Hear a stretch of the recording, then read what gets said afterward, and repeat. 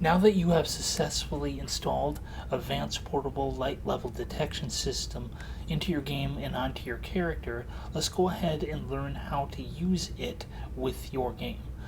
For this video, we're going to use the example game that I provided in the download. So go ahead and go to example game here and double click on game.uproject. Once the project is open, this is what we should have right here. We have our character right here. We have an emissive light. We have a guard character right here. We have a rect light. We have a spotlight. And then further on down in the green, we have a point light. A little further up, we have a light source.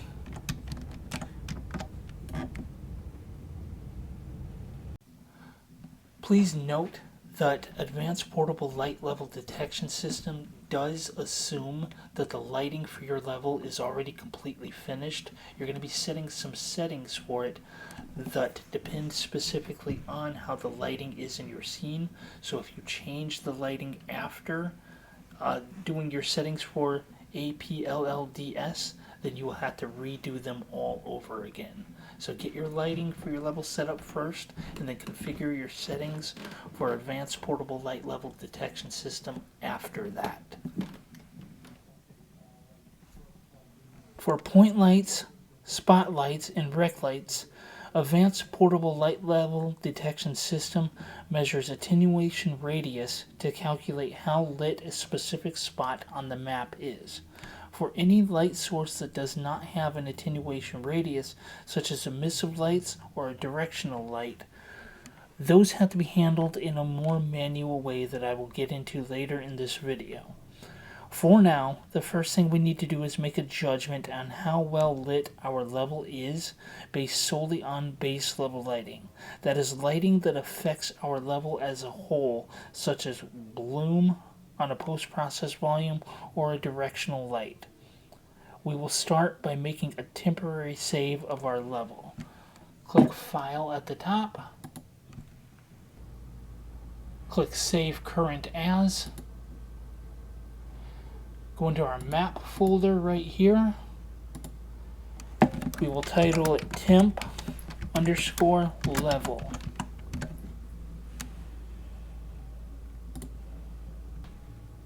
What we are going to do next is delete any light source that doesn't affect the level as a whole. For example, here is our green point light.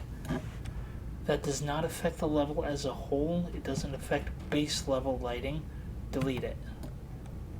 Here is our spotlight. Delete it.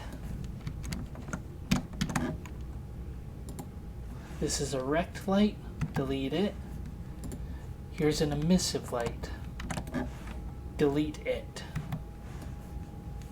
Here we have a directional light. Our directional light does affect the lighting of the level as a whole, so we are going to leave it.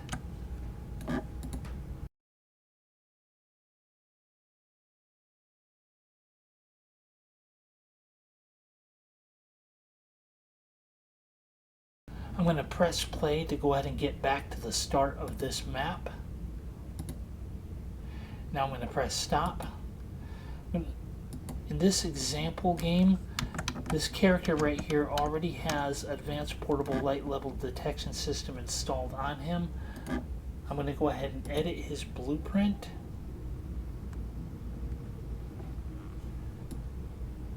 Move it up to the top. We can see the component right here.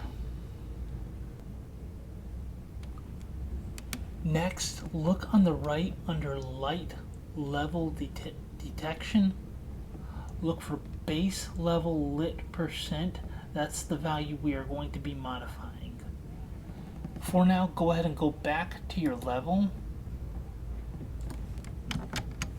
At this part, you need to take a look at your level and make the best assessment that you can on a scale from 0 to 100. How well lit would you say your level is as a whole? Would you say that it's 10% lit, 20% lit, 30% lit? You need to simply take a look at your level and make the best judgment you can. You can always change this value later if you feel that it's a little bit off. For this example, we are going to say that it's about 10% lit. You can see my character is mostly hidden in shadow, but he's still a little bit visible. I'm going to say he's at about 10%. So we're going to go back to our character blueprint, and you can see I already have 10% entered in right there. Go ahead and enter in whatever you feel the value should be, and then press save. What you just did is tell Advanced Portable Light Level Detection System that no matter where your character is on the map, they are always at least 10% lit. The next thing we need to do is test to confirm that that 10 that we just put in works. To do that, we need to add these blueprint nodes to your character's blueprint. I'm going to take you through adding them one at a time. Let's start with having Z, X, and an event tick all right there. I'll go and delete these, and we will add them back one at a time. The first thing we are going to do is drag out an APLLDS underscore component BP right here. Let's drag out a node. Let's type in APLLDS,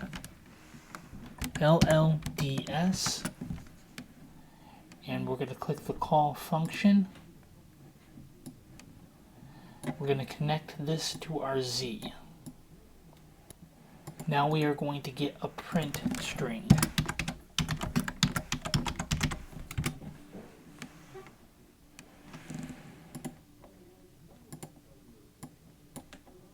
We'll set it to 10 seconds.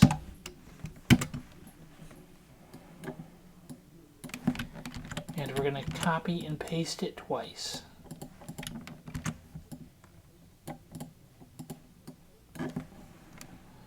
Next, we will drag out a node again.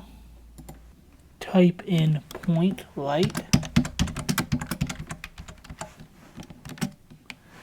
Result. We're going to click on Get Point Light Result str. We're going to connect it to the first print string. We're going to connect this node here too.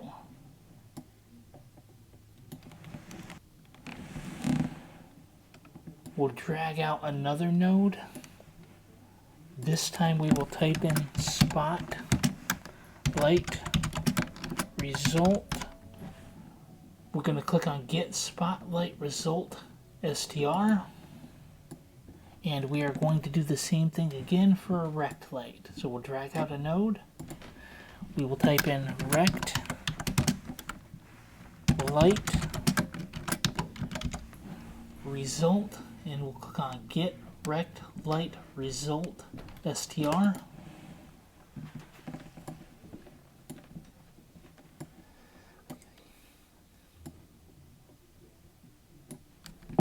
I actually just realized we don't even need the X, so we can go ahead and get rid of it. Delete. We can get rid of the Y at the same time. For event tick, we are going to get this APLLDS function call. We're going to copy it and paste it. We're going to connect the node right here. We're going to connect it directly to event tick. Then we're going to go back to APLLDS component BP. We're going to drag off a node, and we will type in CHARLIT percent all lights. We're going to click that Get Character Lit percent all lights. Move it down here. We will get another print string. We're going to set this to 0.01. We're going to connect this to the string. Connect this. And we should be good to go for this. Press save. Press compile, then press save. And now we will test it out. Let's go ahead and go back to our level. Let's press play.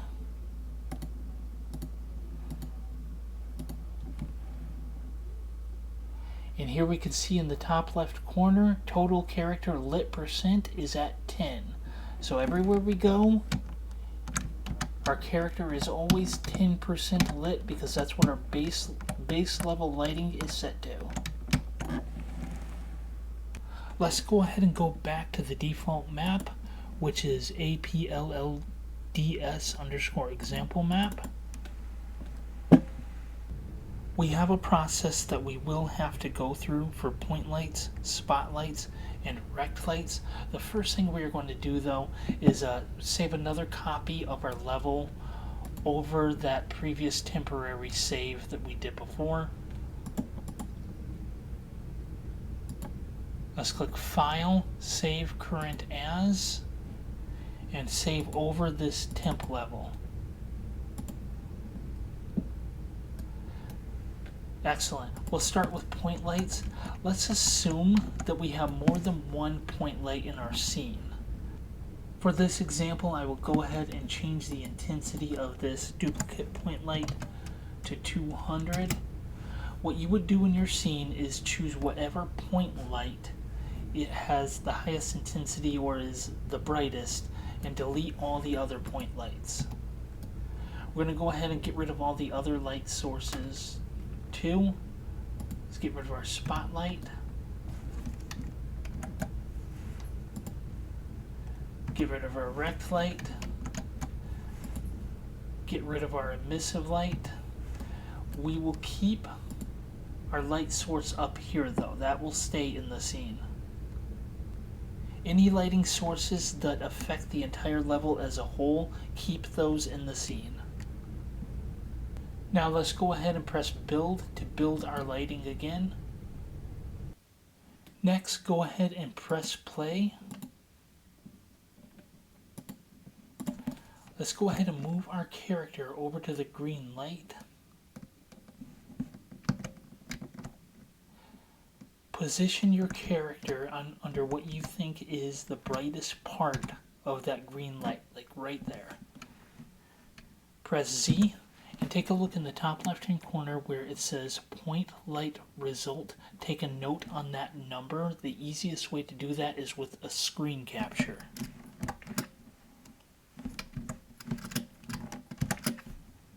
Next, go ahead and stop the game. Now let's go back to our character's blueprint. Click on APLLDS underscore component underscore BP again. Look on the right hand side where it says light level detection point lights. We're going to look for point light result right here. We're going to put in that value that we took note of earlier. For me it was 22.03.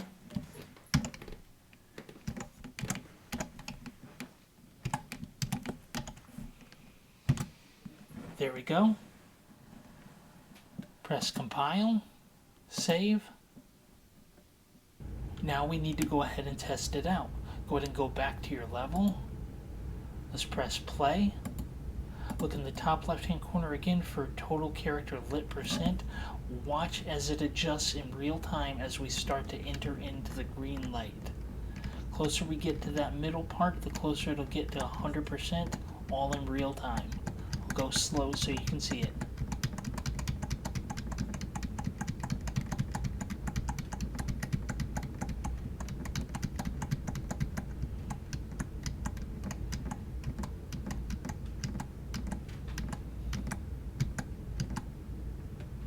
There we go at 100%. Keep in mind that Advanced Portable Light Level Detection System, while it's not perfect, it does allow you to easily adjust its settings to get it as close as possible to being as accurate as possible.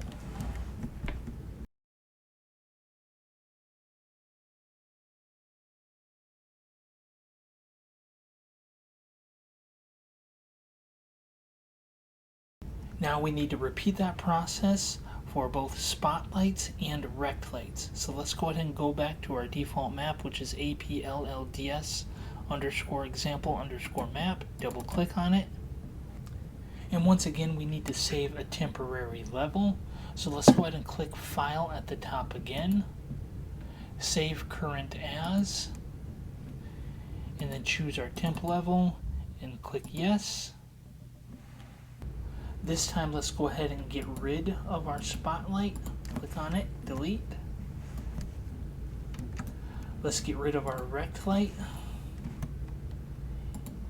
and our emissive light. And again, any light source that affects the base level of the base lighting of the level as a whole, we will keep that in there, such as this directional light right there.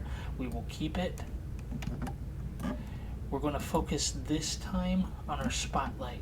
Just like before, let's say that you had more than one spotlight in your scene. You would choose the one that's the most intense and delete all the others. So let's go ahead and build the lighting in our scene. Now we will go ahead and do exactly what we did before. Go ahead and press play at the top. Go ahead and move your character to the brightest spot of the purple light, about right there. Press Z, look for spotlight result and screen capture that, and go ahead and stop your game. And once again, let's go ahead and go back to our character blueprint. Click on APLLDS underscore component underscore BP again. We're going to look on the right. This time we're going to look for where it says light level detection spotlights. We're going to look for spotlight result. And we will go ahead and put in the result that we got on our screen capture.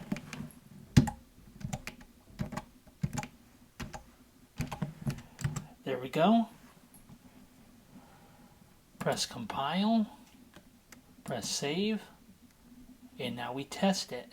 Go back to our level, press play, and look again at total character lit percent.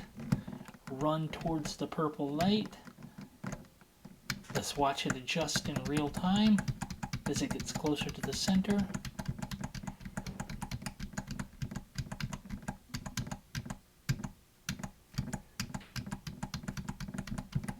And there we go, we're at 100.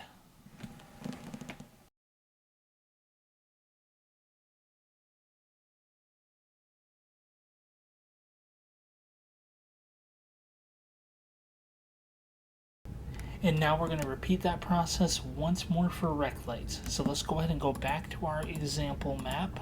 Double click. Click Don't Save. And once again, we're going to save a temporary map. So click File. Click Save Current As.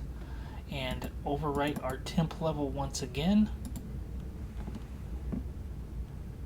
And we will go ahead and delete the point light. Delete the spotlight, delete our emissive light, and again we will keep our directional light right here along with any other lighting that affects the level as a whole. Let's go ahead and press build, and after saving your lighting build, go ahead and press play again. And just like before, we are going to run to the brightest spot underneath the rect light, which is about right here, and we'll press Z, and we will screen cap the rect light result right there, and go ahead and stop your game. Now let's go ahead and go back to our character blueprint.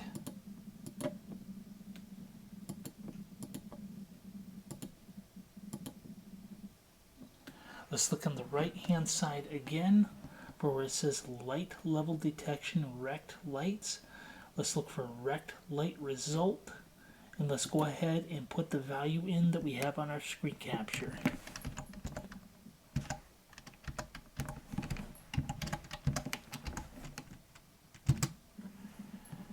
Go ahead and press compile,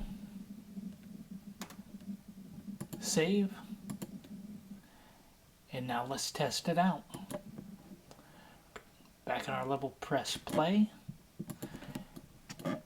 and look at total character lit percent, and slowly move into the white light. You see it's getting closer to 100, so we know it's working. And there we go, we're at 100. Go ahead and stop your game.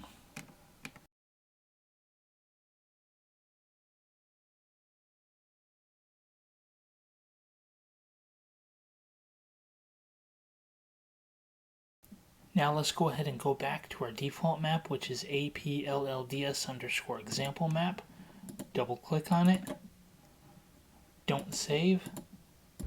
So that covers the implementation process for point lights, rect lights, and spot lights. There are other light sources such as emissive lights that we're about to get to, but first we're going to test this example level to confirm that the settings that we set on our player character work here also. Go ahead and press play, and just go ahead and move around. Total character lit percent up in the top left should be changing dynamically as we move in and out of these lights, confirming that it works for us.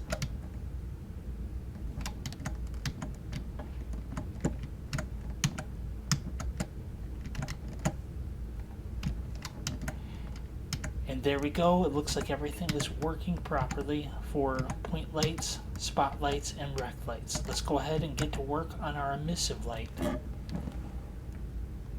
Like I mentioned at the start of this video, Advanced Portable Light Level Detection System does its dynamic calculations using the attenuation radius of all the lights in your scene. However, not all light sources have an attenuation radius. Emissive lights are an example of a light source that do not have an attenuation radius. For those lights, we had to use a more old school manual approach. That would be trigger boxes. First, let's go ahead and save a temporary map again. Click File at the top, Save Current As, Temp Level, yes. Let's go ahead and get rid of our point light, our spotlight, our rect light. We will go ahead and keep our directional light as well as any lighting that has an effect on the entire level as a whole. Press build. For this, we are going to use APLLDS _ triggerbox _ BP. Go ahead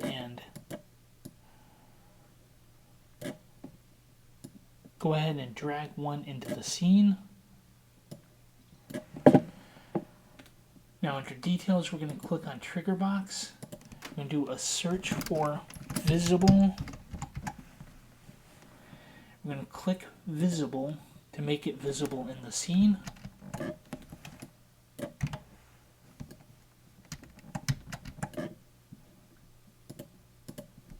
Now we are going to move it around our emissive light.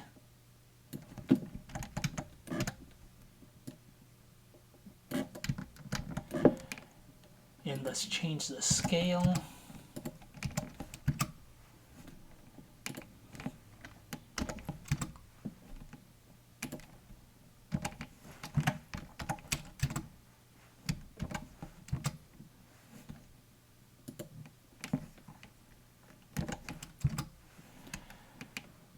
Five, 4, 3, I think that's good. You can really pick anything. This is all just for testing purposes.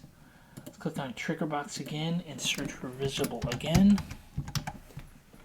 And turn it back to visible. Click Edit, Apply Instance Changes to Blueprint, Save All. Now we are going to test out that trigger box. Go ahead and press play. Let's walk towards our emissive light. Now look in the top left hand corner, you should see player overlap. That confirms that the trigger box did work. Go ahead and stop your game. Let's go ahead and open up our APLLDS underscore triggerbox underscore BP.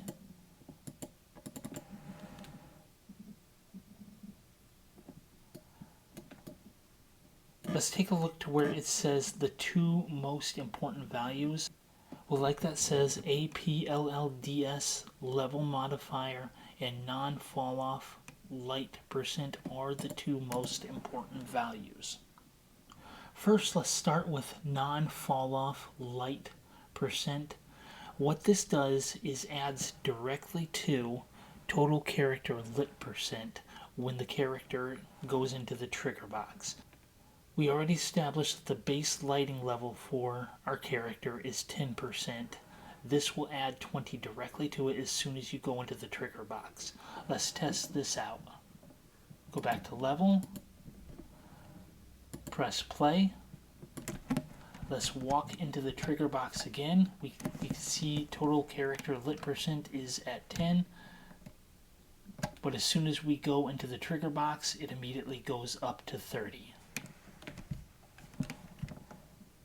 It will also immediately go back to 10 as soon as we leave the trigger box. Let's go ahead and go back to APLLDS trigger box BP. And now let's talk about APLLDS level modifier.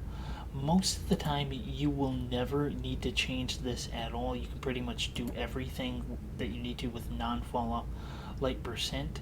But what it does is instead of adding directly to the total level lit percent, it multiplies it. So let's say there was a spot on our map where we feel that the result we are getting is close, but it's about 5% off. We could change this value to 1.05, and now it will raise the value for the total level lit percent by 5%. Or you could lower it by 10% by setting it to 0.9. Most of the time though, you're not going to need this. Most of the time you'll be able to get the result you want just with non-fall off light percent. So we're going to go ahead and set this back to 1. But I felt that it was important that you should know what this does still. Another very important thing to know about the APLLDS trigger boxes is that this node right here, APLLDS component BP, gives you access to all the values that we have been working with. Let me drag that in real quick. You can see character editor, light level detection point lights, and everything right here, light level detection spotlights, light level detection rect lights. Using these trigger boxes and this little node right here, we can drag that out and access them at different points in the map to set specific customized values that only apply to specific parts of the map. Let me give you an example of what I am talking about. Let's go ahead and click on this. Let's drag off the node. Let's type in point light fully lit, and we're going to click set point light fully lit. Let's go ahead and move this to the end. Let's choose just any value at random. Let's say 400. Doesn't matter, this is just for testing purposes. And let's connect the print string to it. Let's also change non-fall off light percent to 10. Compile, save. Let's go back to our level. Let's make a duplicate of APLLDS underscore triggerbox underscore BP. duplicate. Let's place that in the level about right here. Let's click on trigger box and type in visible, and let's make it visible.